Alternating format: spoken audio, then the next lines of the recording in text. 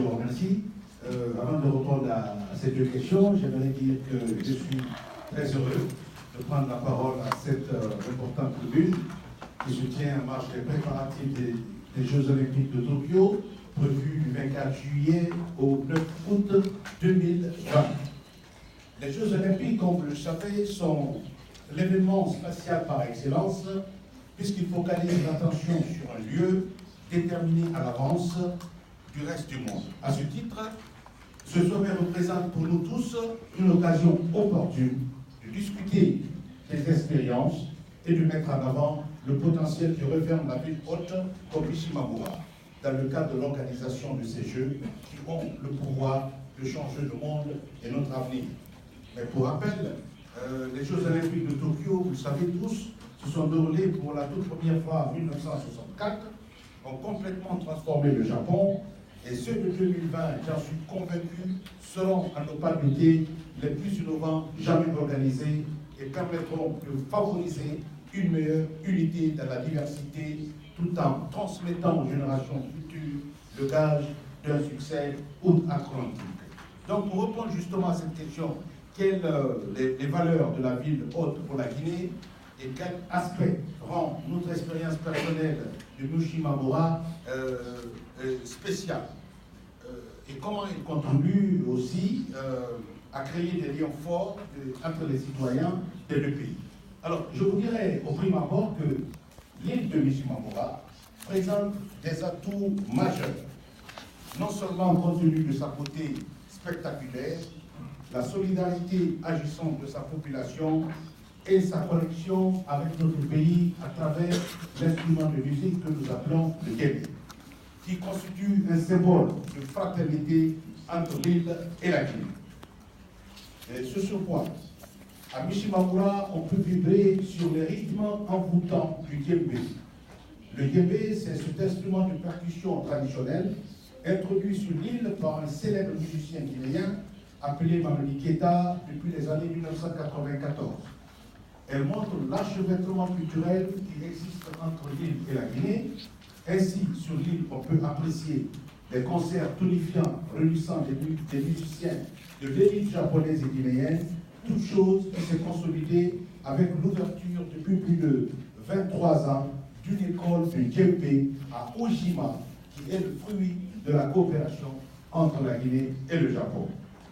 Aussi, plus loin, l'une des particularités de l'île demeure également ses paysages qui sont à couper le souffle, auquel s'ajoute le lien particulier qu'entretiennent les habitants avec la nature environnante et leur sincère attachement aux cultures locales, comme c'est le cas pour la Guinée. Donc, la présence des sportifs guinéens sur l'île est en ce sens très significative, car cela traduit l'importance des rencontres et du partage entre cette dernière et la Guinée et participe à accroître nos relations dans les domaines phares comme l'économie et le tourisme. La Guinée et Ishimamura ont ainsi énormément à y gagner, car cela participe à renforcer davantage les liens d'unité et de solidarité qui existent entre elles, qui se poursuivent dans un climat de respect mutuel et de progrès profitable à tous.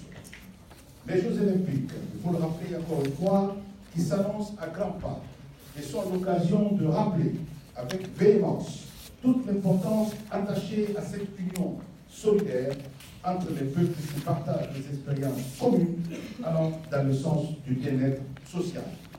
De ce point de vue, l'île de Ishimamura représente plus qu'un lieu de mort ou de recueillement pour la Guinée. Elle est aussi le symbole de la fraternité grandissante entre le Japon et la Guinée. Donc, je pense que je vais peut-être m'arrêter là, et vous dire que Ishimamura et la Guinée et l'ensemble de ses ressortissants se sentiront ce jeu à Ishimamura lors des prochains Jeux Olympiques et trouvent leur repère tout en tirant profit de l'énorme potentiel de l'île. C'est pour toutes ces raisons que la Guinée et sa représentation sportive seraient plus honorées à élire domicile sur l'île de Ishimamura pour les Olympiades de Tokyo 2020. Maintenant, je ne sais pas, est-ce que je dois répondre à la seconde question ou bien c'est Cela vient à la deuxième partie. Très bien. Merci. ありがとうございました。大使から、褒めの言葉と言ったらいいんでしょうか、熱意とともに感じることができたと思いました。本日は Je dirais d'abord que le territoire joue un rôle essentiel en tant que moteur de l'économie, de lieu de connectivité, de créativité et d'innovation. Pour favoriser les échanges culturels, il est essentiel que nous échangeons, voire transformons profondément notre vision de la vie, les manières d'intervenir et d'agir et de vivre ensemble. La concrétisation de la ville durable requiert de se recentrer sur le développement économique du territoire afin de mettre en œuvre des solutions nouvelles répondant à d'autres modes de vie urbains et prenant en compte les aspects environnementaux, écologiques et sociaux et favorisant l'intégration des fonctions de la ville. Donc, pour avancer collectivement sur ces questions, il nous faut donc mener une réflexion transversale et prospective sur la ville durable de demain et ses innovations pour des modes de vie durables. Donc, quant au renforcement de la diversité culturelle construite autour des différentes expériences des modes de vie, nous pourrions donc favoriser des échanges plus promoteurs et un dialogue allant dans le sens du développement mutuellement bénéfique. Le respect et l'implication de nos valeurs est la condition sine qua non à une commune humanité. Donc, pour résumer tout cela, je peux vous dire que la Guinée et Michimamura entretiennent des relations franches de collaboration.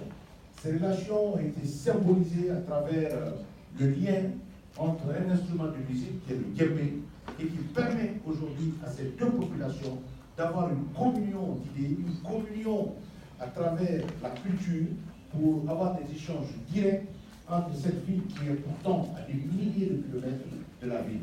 Donc, beaucoup de projets sont initiés entre les deux villes pour essayer de créer un rapprochement entre les populations. Pour exemple, je vous dirais l'ouverture de l'école à Michimamura, qui est un exemple éloquent. Et au-delà de cette ouverture, où tous les habitants de Michimamura aujourd'hui sont des adeptes du djembé, quand vous y allez aujourd'hui, vous êtes impressionnés de constater de quelle manière des enfants, en passant par les femmes et les personnes âgées, maîtrisent avec une perfection l'utilisation de cet instrument de musique. Mais au-delà de cet aspect culturel, il y a aussi un élément fédérateur entre les deux villes. Aujourd'hui, la ville organise des rapprochements à travers les échanges culturels entre les enfants de la ville où cette idée du djembé a émergé pour la toute première fois, qui se trouve dans le sud-ouest de la Guinée, qu'on appelle la ville de Banandougou, une ville où M. Keïta, qui est un instrumentaliste, un des émérites du djembé, est né. Et aujourd'hui, il y a des initiatives en marche pour permettre aux enfants de cette ville de venir faire le déplacement à Michimamura dans le cadre de créer un regain d'activité et de connaissances entre les enfants des deux villes.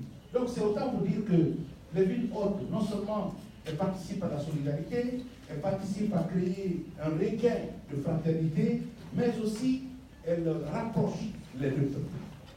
Je vous remercie.